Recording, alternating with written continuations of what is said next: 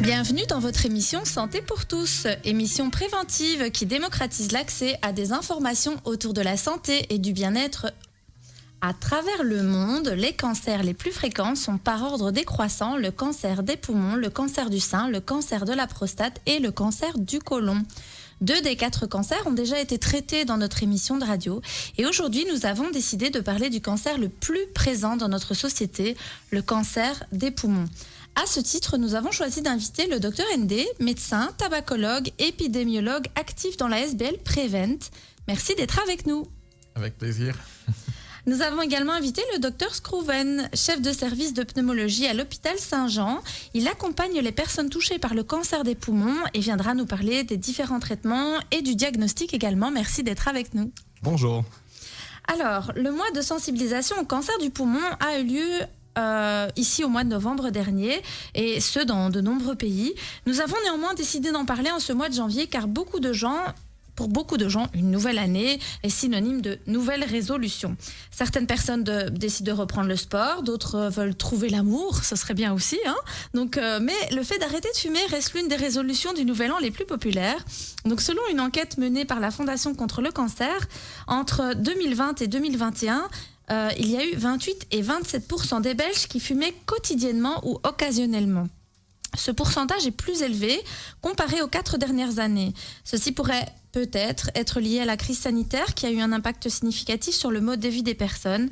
Il est connu que fumer est dangereux et augmente le risque de développer un cancer du poumon. Mais est-ce que la cigarette est le seul, le fait de fumer est le seul facteur qui peut expliquer le cancer du poumon? Donc en Belgique, chaque année, nous détectons 95 nouveaux cas de cancer du poumon pour 100 000 habitants. Cela fait environ 7 000 personnes par an, des fumeurs. 17% développent un cancer des poumons, ce qui n'est quand même pas rien. Notre équipe a donc décidé d'inviter nos spécialistes pour en discuter et y voir plus clair. Je vais donc commencer avec le Dr Ndé. Est-ce que vous pourriez nous expliquer concrètement en quoi consiste le travail d'un tabacologue ? Merci et bonsoir à tous vos auditeurs. Merci de nouveau de m'avoir convié à votre émission. Mais mon travail dans notre SBL Prevent, c'est de faire de la prévention. Comme j'ai un passé d'épidémiologiste et de spécialiste en santé publique, nous sommes axés vers la prévention essentiellement. Mais comme tabacologue, on fait de la sensibilisation, mais aussi des consultations. Consultations individuelles, consultations de groupe, de famille, etc. Et des entretiens avec les jeunes pour les motiver à arrêter de fumer. Donc, c'est vraiment essentiellement de la prévention d'une part, mais aussi des consultations. Et de l'accompagnement. Oui, tout à fait. Oui. Surtout quand il s'agit des groupes comme ça, des familles, comme je disais, individuelles également. D'accord. Alors, je me retourne vers le Dr Scrouven. En tant que pneumologue, quelles sont les pathologies que vous rencontrez le plus souvent ? Oui, bonsoir aussi et merci pour votre invitation. Alors, comme tous les pneumologues, je rencontre essentiellement des maladies dites respiratoires et en premier lieu, tout ce qu'on appelle les maladies inflammatoires des voies aériennes, donc que l'on connaît très bien en fait dans la population. C'est d'une part l'asthme bien évidemment et d'autre part toutes les maladies induites par notamment et en particulier l'inhalation de fumée de tabac comme la bronchite chronique et l'emphysème. Ça, c'est vraiment le numéro 1 des pathologies que nous rencontrons. Il faut citer également toutes les infections respiratoires qui concernent les bronches, les poumons profonds, la plèvre, etc.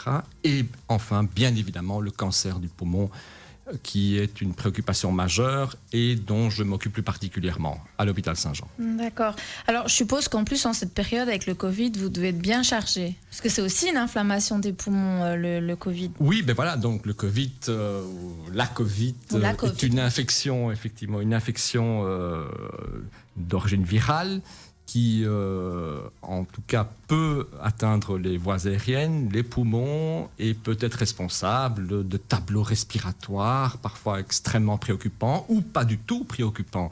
C'est extrêmement variable. Oui, tout à fait. On ne sait pas encore trop sur cette maladie. On sait beaucoup de choses, on sait extraordinairement beaucoup de choses par rapport à il y a 1 an. Oui, ça c'est vrai. Et par rapport à 2 ans encore plus. Donc c'est un exemple absolument magistral de résultats de la recherche et d'avancées dans ce domaine-là. Mais il y a encore beaucoup de choses à faire et il y a encore plein de choses que l'on ne connaît pas, effectivement.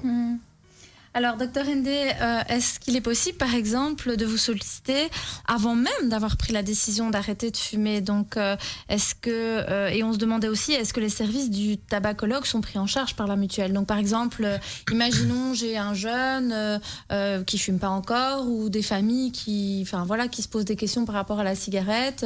Est-ce que on peut venir vous consulter avant de consommer, avant, sans vouloir forcément s'arrêter de fumer, quoi? Tout à fait. C'est une question fondamentale pour laquelle, justement, Prevent ASBL essaie de toucher le ministère de la Santé publique et l'INAMI, parce qu'effectivement, il y a un code de remboursement des consultations des tabacologues. Ah. Donc, selon qu'on consulte individuellement en ambulatoire ou en hospitalier, c'est des codes différents. Et malheureusement, ils n'ont pas prévu. Donc, il y a aussi les codes selon que c'est la première consultation ou ce sont des consultations subséquentes après la première, parce qu'il y en a 8 qui sont remboursées. Mais ils n'ont pas pensé à des visites et consultations préventives. Pourtant, c'est là le nœud du problème, notamment chez les jeunes. Il faut anticiper leur rentrée dans le tabagisme. Et ça, c'est pas prévu. Et donc, il y a des familles pour lesquelles on a statistiquement des chiffres qui montrent que, du fait du profil de la famille, il y a des chances que des enfants se lancent dans le tabagisme. Et donc, ce serait bien, justement, pour ce genre de famille, d'avoir des consultations préventives. De toute façon, la demande est là. Il y a des familles qui disent, on a peur pour nos gamins qui nous voient, ils savent qu'on fume. Et donc, il y a une demande et ça nécessite effectivement une consultation. Mais il y a parfois des parents qui fument et qui se disent, on n'a pas envie que nos enfants fument. Est-ce que vous pourriez parler un peu avec eux de manière préventive? Exactement. Maintenant, dans le cadre de notre ASBL, évidemment, nous faisons tout gratuitement. Mais idéalement, je pense, aux autres tabacologues et au système de santé, il serait bien qu'on inclue des consultations préventives dans leurs consultations.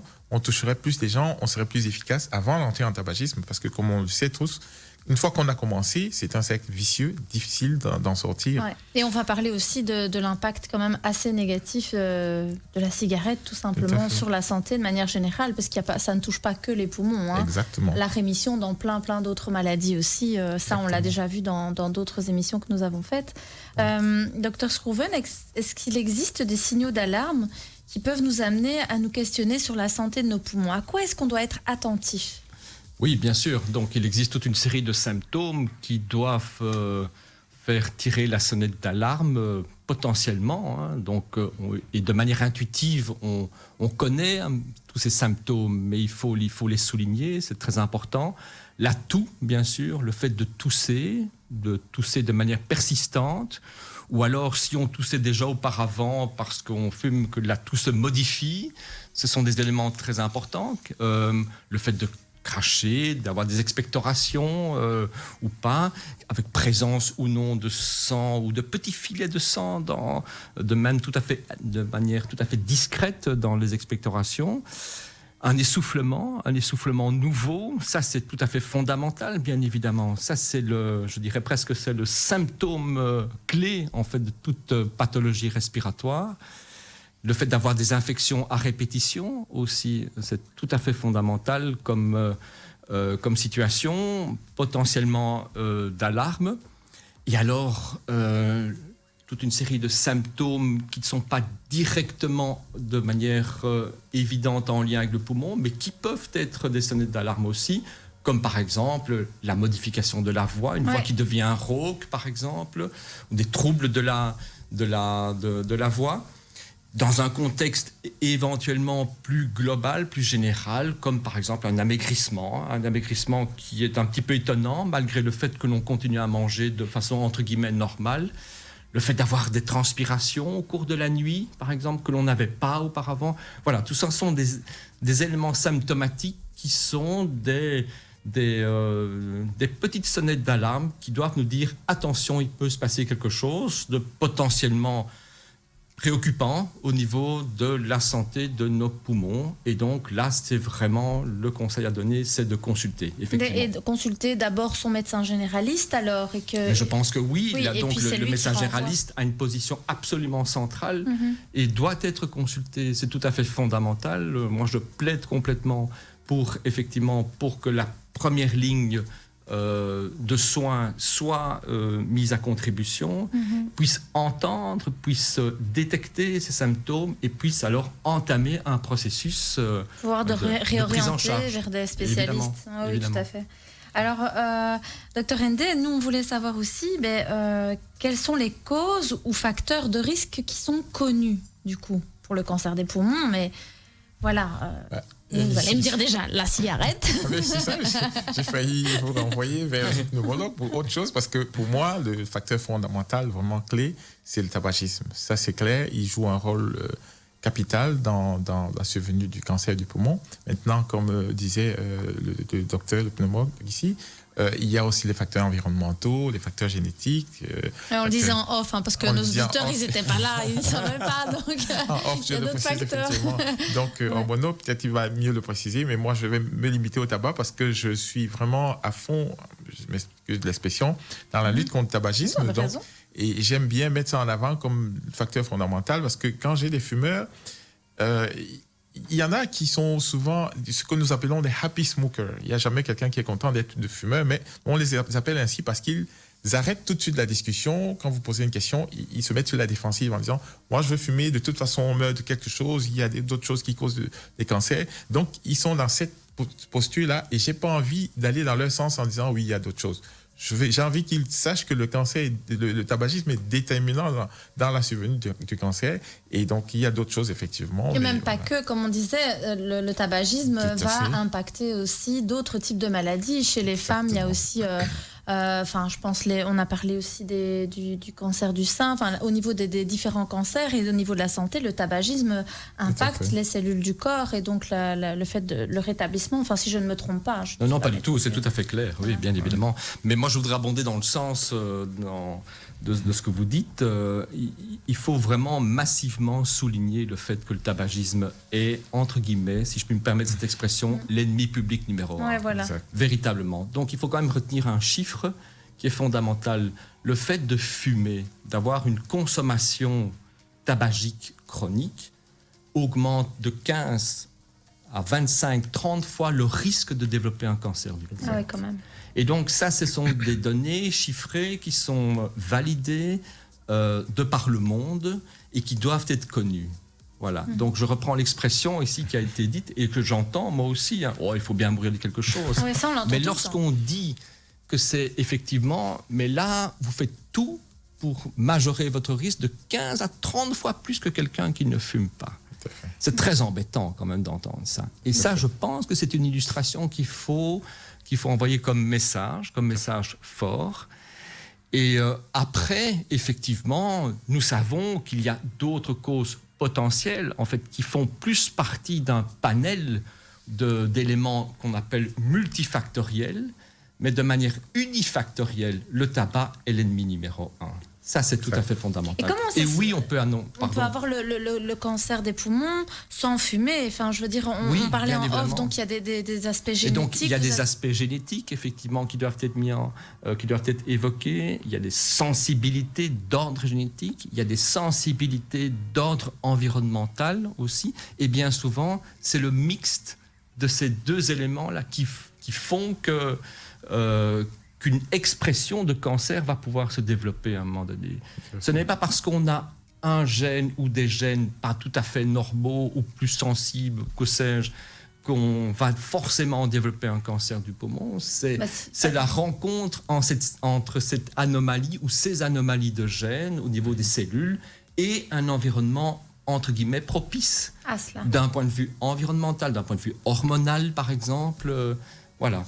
Ou alors aussi, on décrit aussi des contacts avec des éléments autres que le tabac, comme par exemple l'amiante, comme par exemple le radon. Le radon qui est un gaz en fait qui est produit au départ de certaines roches que l'on retrouve plus particulièrement en Wallonie notamment, et qui contiennent des éléments d'uranium et qui, ce gaz est produit au départ de ces éléments rocheux-là en fonction de la situation géologique Et il y a des personnes qui vivent dans des lieux où cette production de radon est plus importante et qui sont plus à risque de développer un cancer du poumon, effectivement. D'accord, donc il y a aussi des facteurs environnementaux. Certainement. Et vous parliez aussi tout à l'heure en off des fumeurs passifs, c'est-à-dire qu'on peut aussi avoir un cancer parce que notre environnement, on fume aussi, ou on évolue dans un environnement, il y a de la cigarette alors qu'on ne fume pas du tout. C'est très clair, c'est très clair. Donc le tabagisme passif est une réalité qu'il faut souligner aussi et qui est ce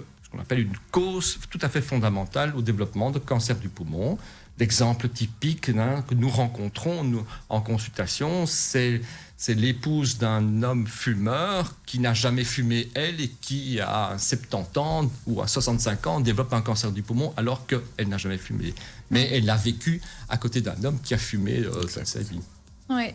C'est horrible parce que ça doit être hyper culpabilisant pour l'époux de porter ça. Enfin, moi, je pense en tant que psy, je me dis, c'est lourd de se dire, oh là là, j'ai fait du mal à mon entourage sans même m'en rendre compte, parce que parfois, c'est peut-être même les enfants. Donc, selon l'OMS, d'ailleurs, il y a 1,2 million de morts de tabagisme passif chaque année.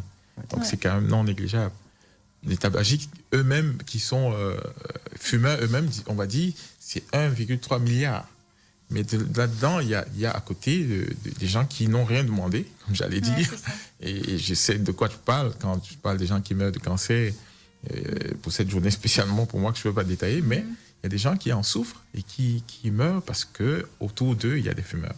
Oui, tout à fait. Justement, à partir de quand, Dr Ndé, on parle de dépendance au tabac? La dépendance, c'est quelque chose de... En tout cas, dans notre consultation, on a des méthodes avec des questionnaires spécifiques pour quantifier le degré de dépendance, parce que ça dépend. Et maintenant, il y a des éléments clairs, comme le délai entre votre réveil et la première cigarette sur laquelle vous sautez. Plus c'est court, plus vous êtes vraiment dépendant. Il y a le fait de ne pas pouvoir, par exemple, tenir sans fumer dans un lieu interdit.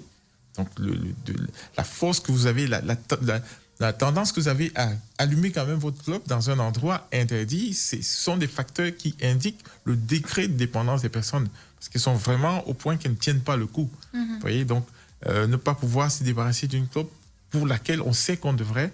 Et donc, il y a des éléments comme ça. Mais sinon, il y a des questionnaires qui ont été designés, je ne sais pas comment standardisés, voilà, pour quantifier cette dépendance, et ça prend en compte certains éléments. Donc, comme ça, juste en parlant, on peut déjà avoir le degré, en posant ce genre de questions, voir comment la personne peut résister, à quel point elle peut résister ou pas à prendre une première cigarette quand elle se réveille le matin. Alors, on va devoir faire une toute petite pause, chers auditeurs. Donc, vous inquiétez pas, on revient, mais vraiment dans quelques instants. On parle donc du cancer des poumons avec un tabacologue et médecin et avec un pneumologue. Et donc, restez avec nous dans Santé pour tous.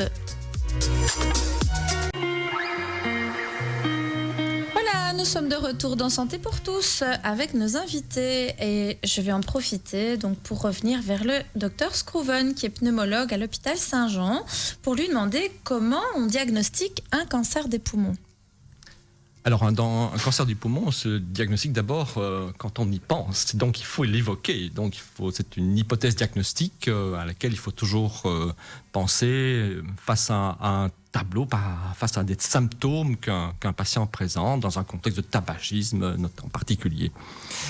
Et donc, l'étape principale, au-delà de toutes les étapes médicales que nous apprenons sur les bancs de la faculté, c'est d'abord de faire un scanner des poumons, un scanner du thorax. Ce scanner du thorax, c'est l'élément crucial dans la démarche diagnostique, parce que ce scanner va nous permettre de confirmer la présence d'une lésion, de l'analyser dans son environnement immédiat, etc. Et ça va nous permettre aussi de guider la deuxième étape qui est absolument fondamentale et qui consiste à aller faire un prélèvement au sein de la tumeur dans le poumon.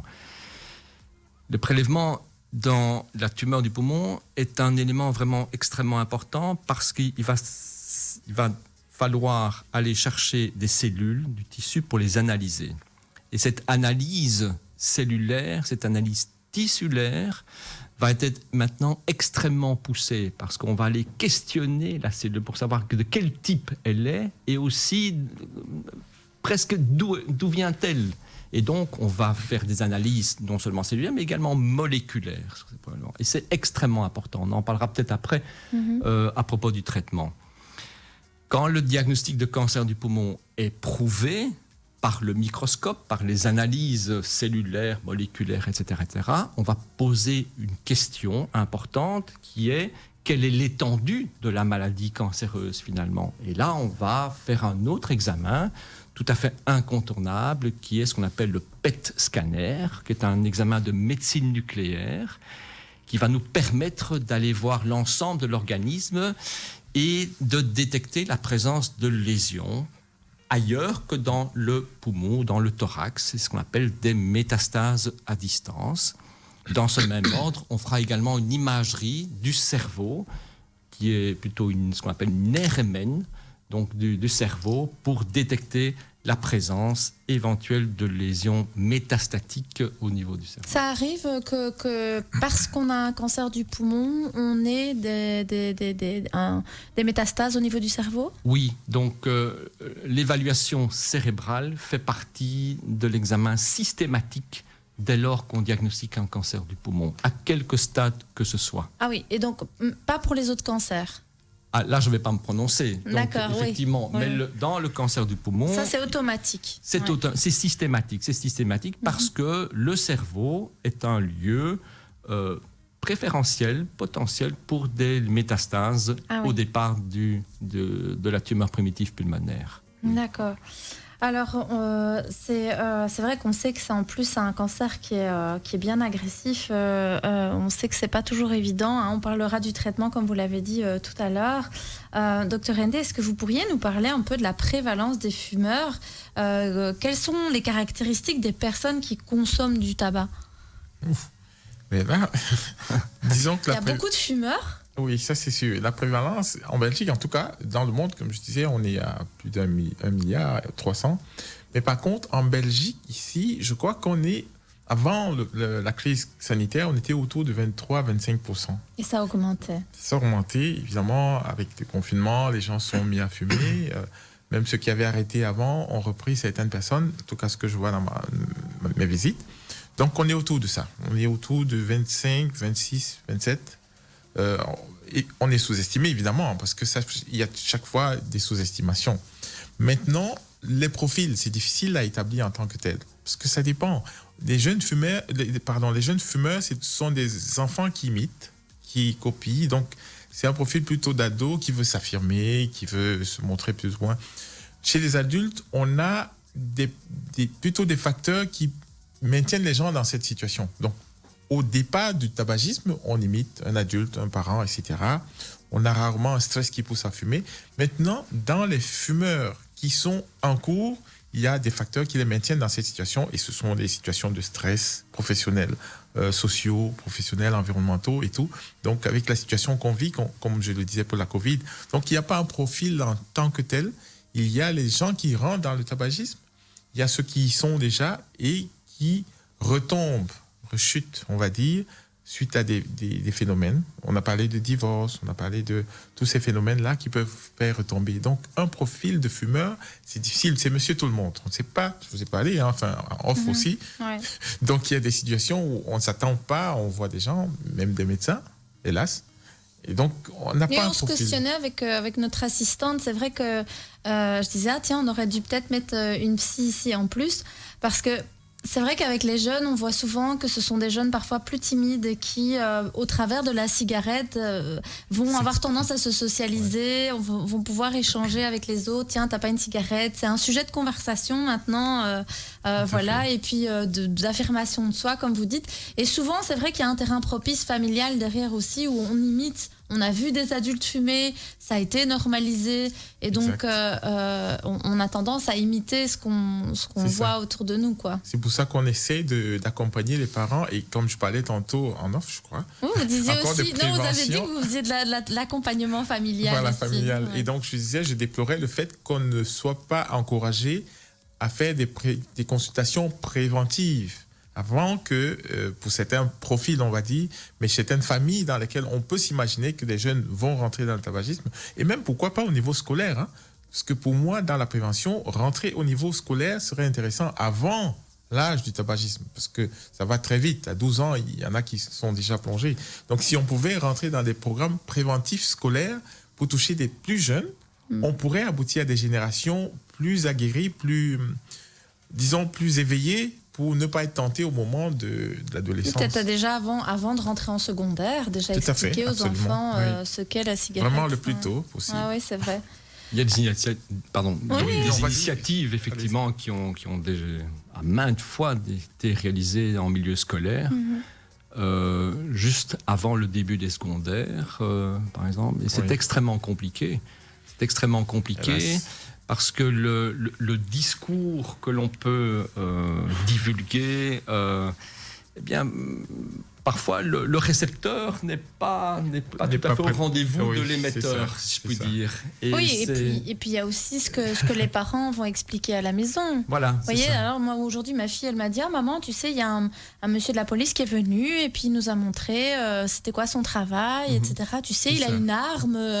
Donc, alors si vous êtes contre les armes, qu'est-ce que vous allez dire à vos enfants? Enfin, on en a discuté. J'ai dit que je trouvais ça chouette que justement elle voit un petit peu quel était le travail. Je pense que c'est pour redorer aussi un petit peu le travail des forces de l'ordre qui a été un petit peu abîmé parfois par certains événements, même si on sait qu'ils font leur travail, qu'ils essaient de faire au mieux. Mais voilà, donc c'est vrai que la prévention, c'est quelque chose de très important finalement. Et pour aller dans les écoles, pour parler de ça, c'est essentiel. Des fois même, je me pose la question, et c'est peut-être provocateur, parce que moi j'ai ma fille qui m'a dit un jour, elle était encore très petite, elle avait à peine 7 ans, qui m'a dit que sa prof sortait fumer. Ben oui.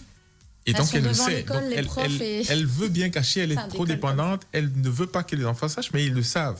Donc, passer un message et avoir l'enseignant qui est quand même une image, parce que moi, mes parents étaient tous les deux enseignants, et pour moi, j'ai toujours respecté les enseignants. Donc, si je le vois faire quelque chose, je me dis finalement, c'est pas si mauvais ce qu'il fait. Attendez, l'enseignant, moi j'ai carrément la directrice de l'école de mes enfants, elle est devant l'école comme ça, avec sa clope, ça fait super beau, c'est super bien. Ça. Donc à côté de ce qu'on peut faire comme programme d'anticipation, il faut aussi accompagner, Et puis peut-être une réflexion autour des adultes qui sont autour de l'enfant pour justement prévenir ça, c'est-à-dire que ok, je fume, mais je vais éviter de montrer que c'est normal de fumer aux enfants, quoi. Non, ça c'est clair. Je suis assez d'accord avec ce que vous dites, surtout que les enfants ont tendance à fort imiter au niveau de. Chacun a une sorte d'icône comme ça. Ça peut être le parent, ça peut être le professeur, ça peut être le prof de sport, etc. Les enfants se font souvent une image d'une personne, d'une personnalité. Et si cet adulte fume, c'est vraiment, ça impacte sérieusement. Oui, on normalise la chose, tout à fait. Alors, on voulait aussi savoir, finalement, quel était le rôle qu'un pneumologue jouait auprès des personnes qui sont diagnostiquées d'un cancer des poumons. Donc, vous avez parlé de traitement tout à l'heure. Vous accompagnez aussi les gens dans leur traitement. J'entends que vous posez un diagnostic. Est-ce que c'est un diagnostic multidisciplinaire en rapport avec d'autres personnes ? Comment ça fonctionne ? Donc le diagnostic, il est posé par le pneumologue qui lance un bilan. Un diagnostic se fait en ayant répondu à des questions tout à fait fondamentales qui sont d'une part quel type de cancer il s'agit, parce qu'il n'y a pas qu'un seul cancer du poumon, il y a de nombreux types cellulaires différents d'une part. D'autre part, quelle est l'étendue de ce cancer? C'est extrêmement important.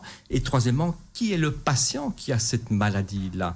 Parce que, en fait, ce sont ces trois éléments-là qui vont être discutés alors de manière systématique dans une réunion multidisciplinaire qui comprend toute une série d'intervenants et à l'issue de laquelle, cette réunion, un schéma thérapeutique, une proposition thérapeutique sera faite. Alors, dans ces réunions multidisciplinaires, il y a non seulement les pneumologues et l'oncopneumologue que je suis, mais il y a aussi un radiothérapeute spécialisé là-dedans, il y a aussi un chirurgien du thorax spécifiquement dédié donc aux pathologies des poumons.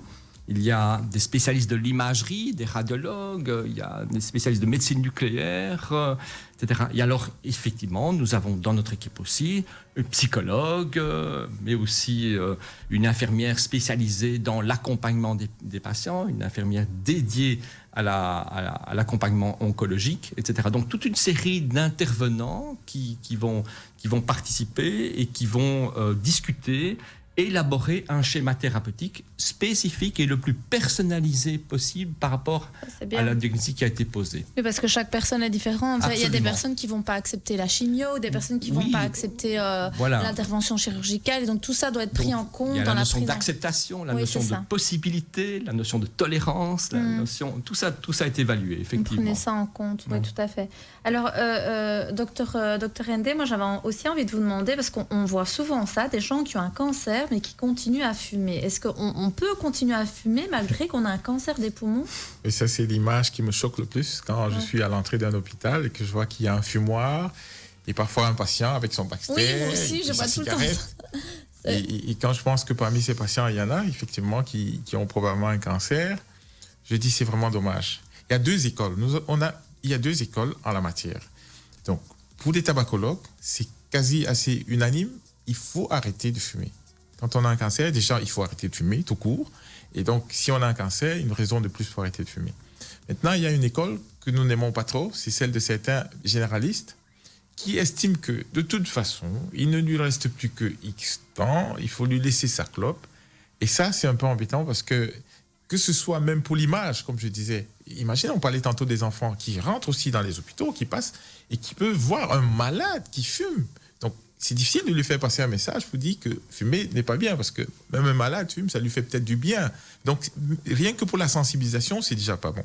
Donc, il faut arrêter de fumer. Quand on a un cancer, il faut quand même arrêter de fumer. Mais même au niveau de la compliance au traitement, enfin, moi, je me dis que si on fume, est-ce que je dis, il y a tous les éléments qui vont pour l'arrêt de fumer. Parce que si, on par se dit exemple, c'est trop tard, alors on continue de fumer, c'est ça qu'on se dit? C'est dommage. Parce que le docteur disait tantôt, il y a toute une batterie de spécialistes. Et là encore, la prévention aurait été encore plus économique. S'il y a la chirurgie, on sait que quand on fume, on a du mal à cicatriser, par exemple, tout bêtement. Oui, bah oui. Donc, on a la peau qui est atteinte, la cigarette atteint tous les organes. On parle ici de cancer du poumon parce que c'est le plus évident.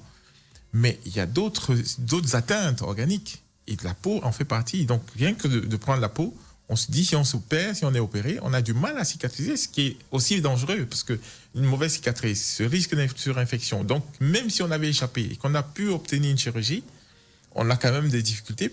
Donc, il faut à tout moment arrêter de fumer. Et on sait très bien que si on arrête de fumer, il y a d'ailleurs des chirurgiens qui, avant de vous opérer, disent un mois avant, si c'est une chirurgie programmée, élective, comme on dit, ils vous disent d'arrêter un mois avant parce qu'ils ne veulent pas avoir de complications post-opératoires pour la peau. Donc, ils disent, donc, on a un intérêt à arrêter à tout moment. Il n'est jamais trop tard, il faut arrêter de fumer. Vous avez entendu, chers auditeurs, hein, ça suffit maintenant. Donc, on va devoir repartir à la pause et je vais après, Dr Scroven va rebondir sur ce qu'on vient de dire sur le fait de fumer quand on a un cancer. Voilà, donc chers auditeurs, restez avec nous. Pour cette troisième partie d'émission, on continue à parler du cancer des poumons avec notre tabacologue et notre pneumologue. À tout de suite. Alors, on revient dans Santé pour tous, chers auditeurs. On parle du cancer des poumons aujourd'hui avec nos spécialistes. Juste avant la pause, Dr Ndé nous avait parlé, j'avais posé cette fameuse question, est-ce que c'est bien de continuer à fumer est-ce qu'on peut continuer à fumer quand on a le cancer et donc, Dr Ndé s'était insurgé en disant, non, absolument pas, parce que justement, la cigarette impacte d'autres zones de notre corps et que ceci peut tout à fait impacter notre guérison ou notre suivi, notre traitement. Et Dr Scroven voulait un peu rajouter quelque chose par rapport à ça. Vous avez rajouté un peu en off, mais pour que nos auditeurs entendent aussi ce que vous avez à dire. Tiens, est-ce qu'on fume ou pas alors qu'on a un cancer des poumons? Alors, ce que je voulais rajouter simplement, c'est que j'étais pour le moins parfaitement d'accord avec ce que le Dr Ndé vient de dire. D'autant plus qu'on a parfaitement démontré que, y compris pour des malades atteints de cancer du poumon et qui ont des maladies étendues, sous traitement par chimiothérapie notamment, eh bien la réponse à la chimiothérapie, l'effet de ce traitement est moins bon lorsqu'on continue à fumer. Bah oui. Donc la réponse au traitement sera moins significative. Et donc, ce que je veux dire par là, c'est qu'à tout stade, la littérature a montré qu'effectivement, il y avait un bénéfice à arrêter de fumer. Voilà. Et là, je dis bien évidemment pour les stades les plus précoces, les plus, entre guillemets, petits de la maladie, qui sont opérés, etc., et qui sont considérés après guéris, c'est d'autant plus important. Donc, c'est pour nous pneumologues, pour tabacologues, c'est un nonsense complet que de continuer à fumer quand on est pris en charge dans ce type de maladie-là. Mais c'est vrai que, comme Dr Ende a dit, les facteurs de stress ne facilitent pas l'arrêt de la consommation. Et donc on peut comprendre que si on vient d'être diagnostiqué avec un cancer, c'est encore plus dur d'arrêter de fumer. Donc, moi, je me mets à la place du fumeur et... Oui et non. Oui et non. Ça peut être un choc, vous dites. Absolument, absolument, oui. Et c'est ce que moi, je vois le plus souvent, effectivement. Ouais. Et ce que nous mettons systématiquement en place, c'est un accompagnement psychologique. Systématiquement. Donc, dès lors que ce diagnostic est posé, systématiquement, nous mettons en place un accompagnement tout à fait spécifique pour la personne en fonction de son profil, en fonction éventuellement de sa demande, dite ou pas dite, et aussi de alors d'un autre point de vue, de sa consommation tabagique, etc. D'accord. Moi, je vais revenir un petit peu vers le Dr Ende. Est-ce que vous abordez le sujet du cancer en tant que tabacologue avec les usagers? Alors, la première consultation, elle est essentiellement informative. Et je suis très content parce qu'en off ici, je viens d'entendre le Dr Schoven et merci pour tout ce qu'il m'a encore donné sur tout le package qu'il faut lorsque quelqu'un est atteint, par exemple, d'un cancer. Lors de cette consultation, on prend du temps. Parfois, 45 minutes, ça peut aller jusqu'à 1 heure. Parce qu'on informe. Le but, ce n'est même pas de commencer à prescrire. C'est vraiment de lui donner des informations un maximum. Parce qu'on en a. Et c'est dommage parce qu'effectivement, beaucoup de fumeurs ne savent même pas le 10e de ce qu'il y a derrière la cigarette. Donc, on les bourre d'informations. Et parfois, cette consultation suffit à booster la motivation pour arrêter de fumer.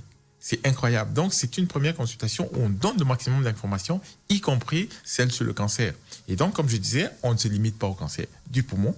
On montre bien que d'autres organes sont atteints et qu'on a bien plus que rien que le poumon qui est impliqué. On parle aussi de l'environnement de la personne, de ses enfants, s'il y en a, ou de ses amis. Pour parler de l'impact que ça peut avoir aussi sur le reste. Passif. Mais le cancer est évoqué, absolument. Et donc, ça, c'est un élément fondamental pour nous. Et donc, je disais tantôt, je vais rajouter ce que ça implique comme conséquence, parce qu'il y en a aussi qui ont un problème de conscience quand ils sont au courant de ce qu'ils peuvent causer pour eux ou pour la société. Parce que quand je vois ce que ça mobilise, pour moi, c'est un élément de plus à rajouter dans l'information, effectivement. Tout à fait. On parle du cancer. Alors, moi, j'aimerais qu'on parle un peu du traitement du cancer des poumons. Hein. Donc, c'est quand même un cancer agressif, comme je le disais tout à l'heure. Le pronostic peut être parfois vital, hein, donc on peut s'attendre à mourir dans les mois qui viennent. Quels traitements existent et sont possibles pour ce type de cancer? Donc, globalement, on doit évoquer l'accès à 2 types de traitements. Il y a d'une part ce qu'on appelle des traitements locaux et d'autre part des traitements systémiques, c'est-à-dire généraux. Donc, avant d'aller plus loin, il faut vraiment insister sur le fait que le choix d'un traitement se fait en fonction notamment de l'étendue de la maladie.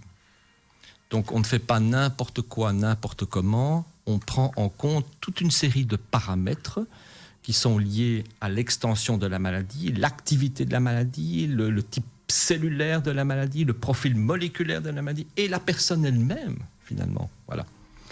Dans les traitements locaux, comme je disais, d'une part, eh bien, c'est essentiellement la chirurgie et la radiothérapie. Donc là, l'histoire est, entre guillemets, relativement simple. Il y a une lésion dans le poumon, il n'y a pas d'extension en dehors de ce poumon. On opère le poumon, on enlève le morceau de poumon impliqué et le patient est a priori guéri. On peut vivre avec un morceau de poumon en moins? Absolument. Absolument. Je ne savais pas, moi, je pose la question. Dans d'autres cas, on fait appel à la radiothérapie, soit parce que le malade n'est pas capable de bénéficier d'une chirurgie dite de résection, c'est-à-dire où on enlève un morceau de poumon concerné, soit parce qu'on a besoin d'apporter un complément de traitement sur une zone de poumon. À côté de ça, nous avons les traitements dits systémiques, c'est-à-dire qui agissent partout, dans tous nos systèmes généraux. Et là, il y en a 3 différents. Il y a ce que l'on connaît tous, la chimiothérapie, c'est un mot que l'on en connaît bien, mais il y a aussi l'immunothérapie et il y a aussi ce qu'on appelle les thérapies ciblées. Alors, chimiothérapie, c'est un mot que tout le monde s'est approprié d'une manière ou d'une autre en fonction de son histoire, de ce qu'on entend, etc. C'est un terme extrêmement générique finalement qui veut dire thérapie, traitement par méthode chimique. C'est tout ce que ça veut dire. Quand vous prenez un antibiotique, que vous avez une infection, vous faites une chimiothérapie de votre infection en fait.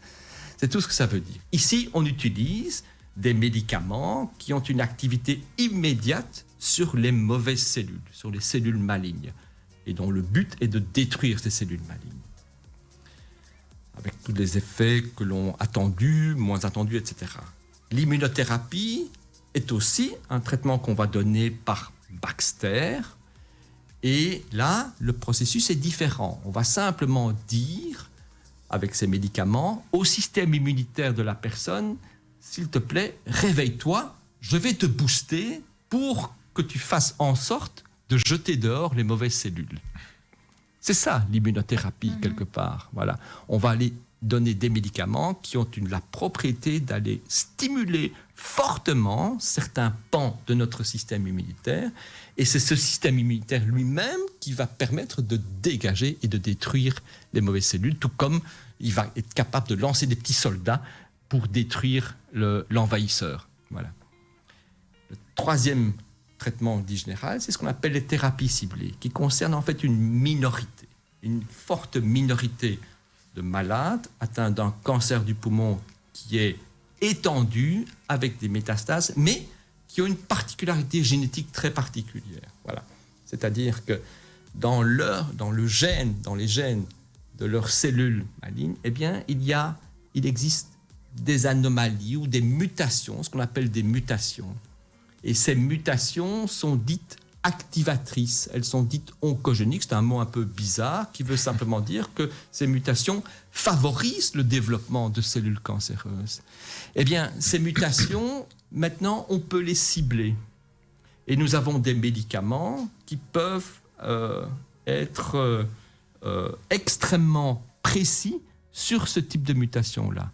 Et donc, ce sont des traitements qui se donnent par voie orale, sous forme de comprimés simplement, et qui permettent d'obtenir des résultats extraordinaires parfois. Mais ça ne fonctionne pas sur tout le monde. Ça ne concerne qu'une minorité de patients, parce que il n'y a finalement qu'une minorité à l'heure actuelle des patients qui sont porteurs de ces mutations très particulières et qui sont dites activatrices. D'accord. Donc ça sont les types de traitements. On a vu que les traitements, c'était quand même...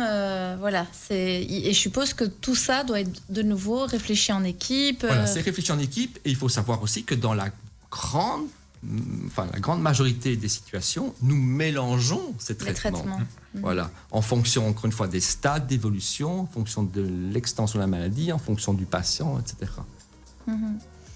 Est-ce qu'on doit faire un dépistage précoce pour cette maladie ou pas forcément? Alors là, ça, vous ouvrez la boîte de Pandore.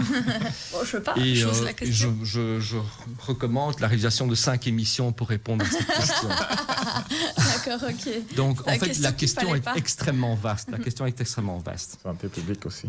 Pardon? Santé publique aussi. C'est une question de santé Oui, publique. c'est une question extrêmement vaste.